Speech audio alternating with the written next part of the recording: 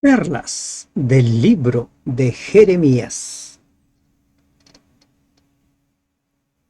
Entendiendo primero esto, que ninguna profecía de la Escritura es de interpretación privada, porque nunca la profecía fue traída por voluntad humana, sino que los santos hombres de Dios hablaron siendo inspirados por el Espíritu Santo. Segunda carta del apóstol Pedro, capítulo 1, versículos 20 y 21. Buen día.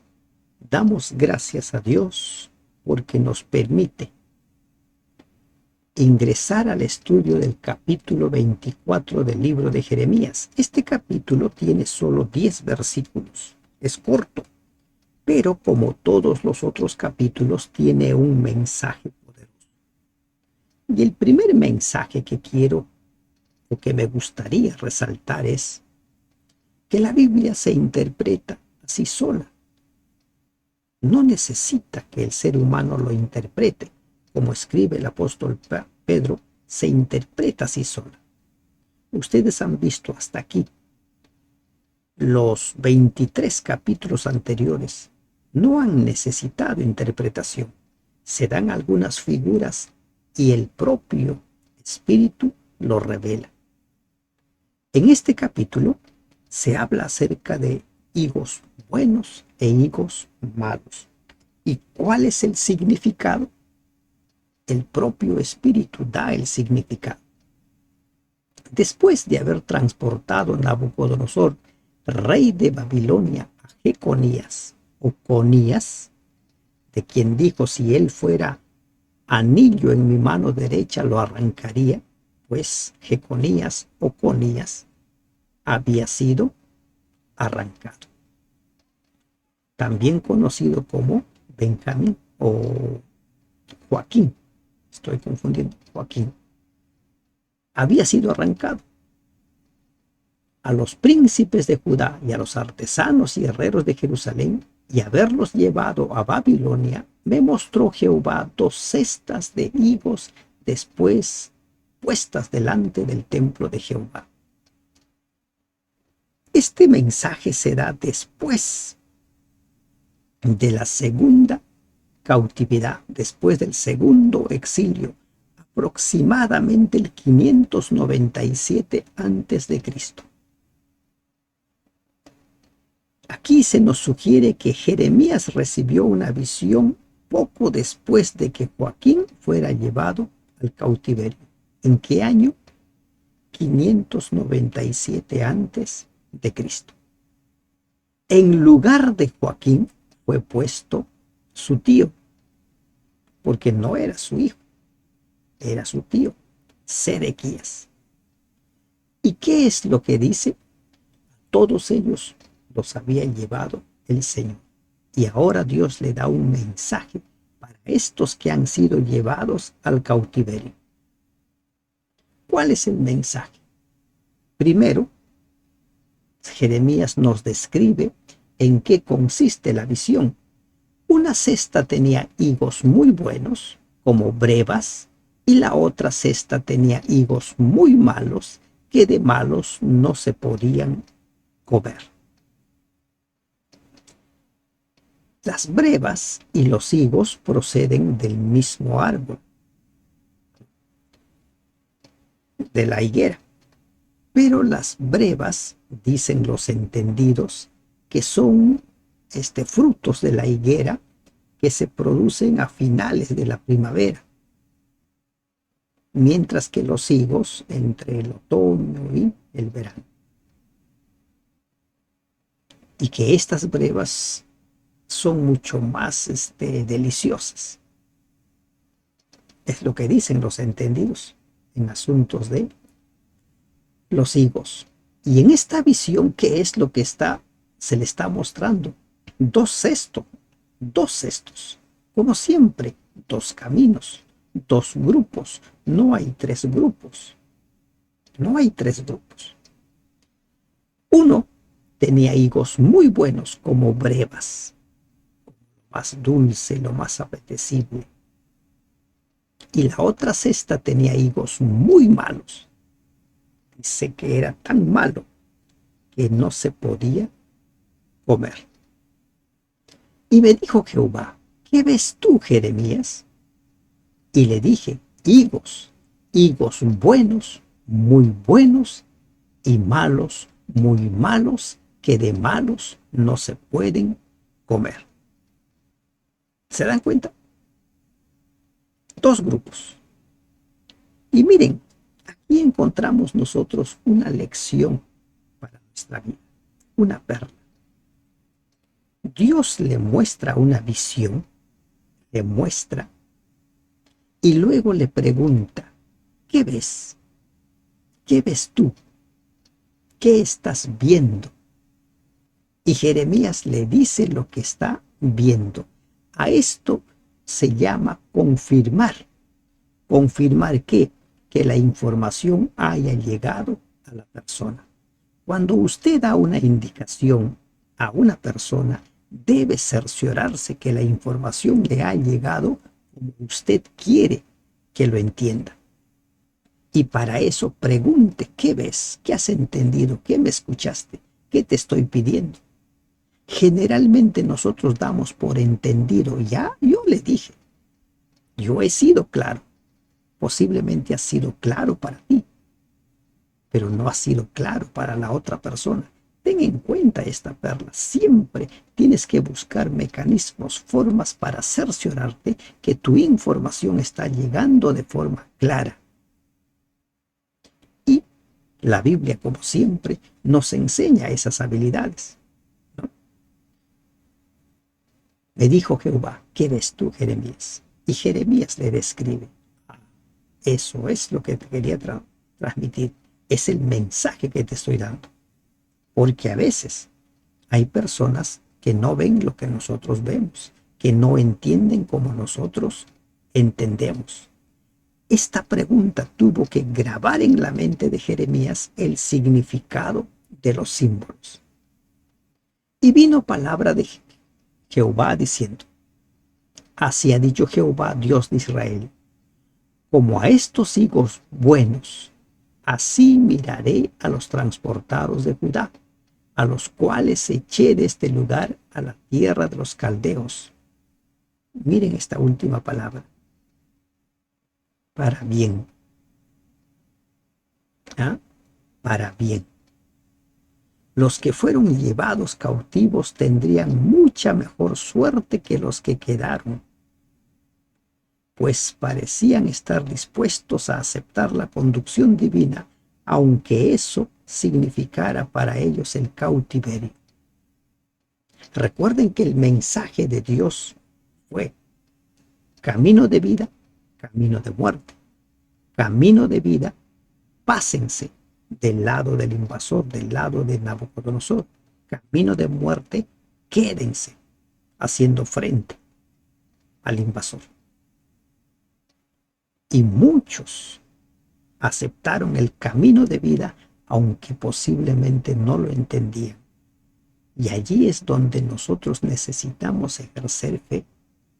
Hay ocasiones en las cuales el mensaje de Dios no nos va a ser del todo claro, pero tenemos que confiar en Dios, porque ya Dios nos ha dado muestras suficientes de por qué debemos hacerlo. Y esto, ahora Dios dice, para bien. Posteriormente el mensaje de Dios es: multiplíquense allí, cásense allí, edifiquen casas, oren por el rey, porque cuando a él le vaya bien, a ustedes les va a ir bien. En pocas palabras les dice: ustedes establezcanse en ese lugar. ¿Y por qué debían establecerse? Porque el cautiverio duraría 70 años. Miren, la Biblia se interpreta a sí misma.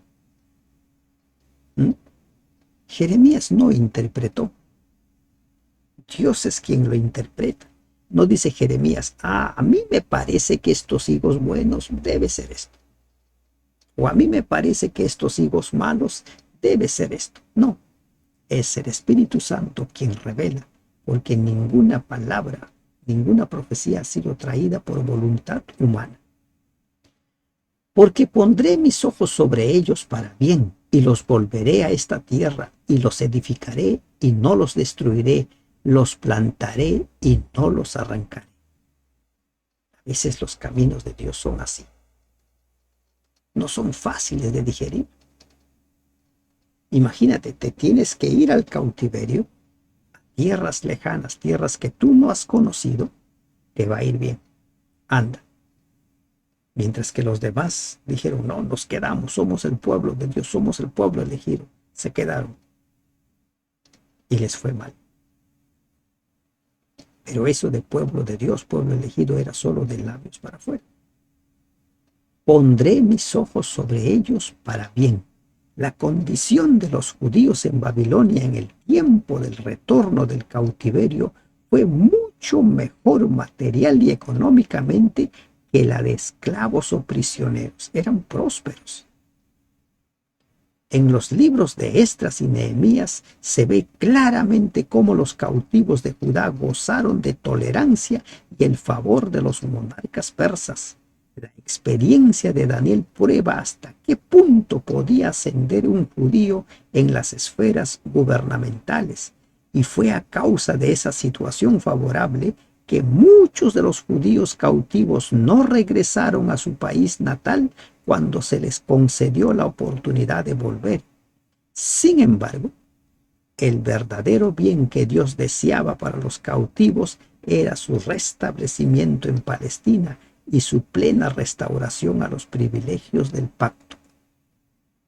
Así como era difícil entender los caminos de Dios, irse al exilio cuando se cumplieron los 70 años tampoco no fue fácil. Si Dios ha dicho que nos establezcamos aquí, que vamos a prosperar aquí, y ahora que va a querer que volvamos a la pobreza. Pero ¿cuál era el plan de Dios? Los volveré a esta tierra y los edificaré. Esa era su tierra. Allí debían volver. Y les daré corazón para que me conozcan que yo soy Jehová. Y me serán por pueblo, y yo les seré a ellos por Dios, porque se volverán a mí de todo su corazón. Primer gran mandamiento: amarás a Dios con todo tu corazón, con toda tu alma y con toda tu mente.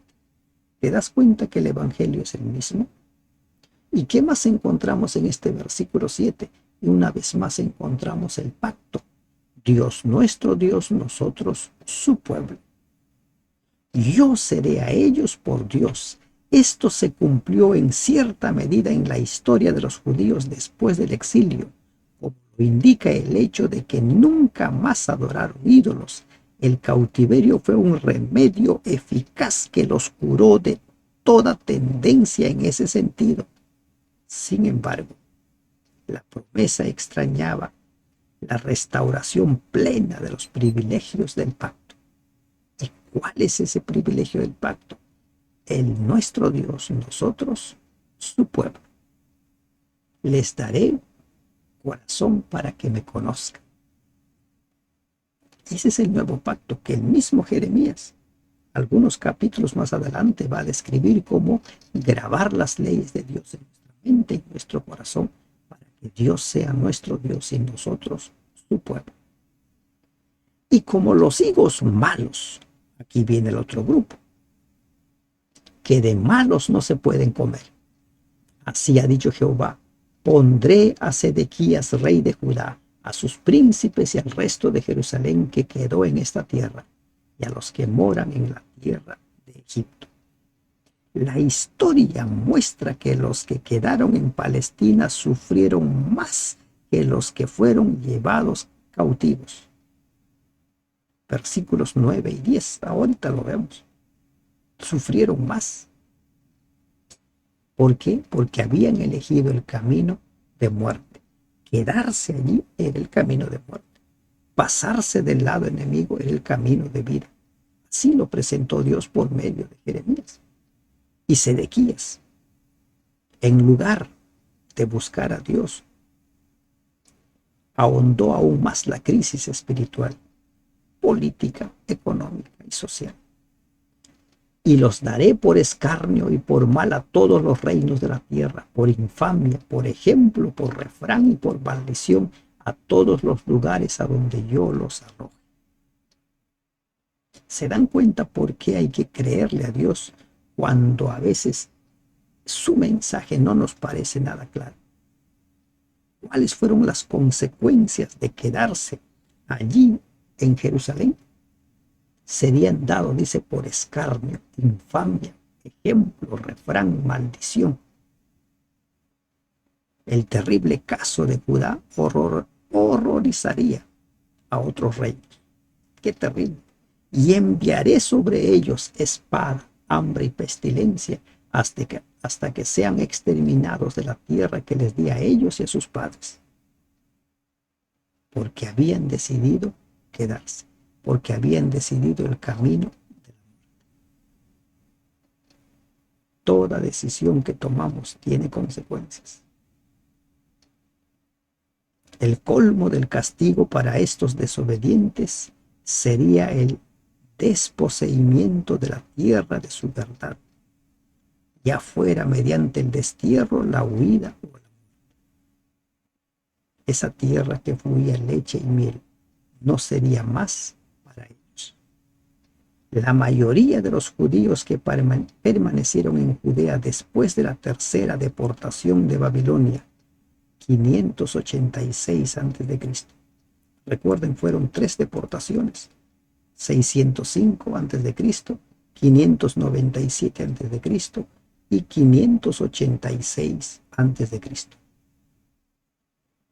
Y estos huyeron a Egipto después que Gedalías es muerto. Esto también lo vamos a ver en este libro. Y cómo es que allí en Egipto encontraron la muerte.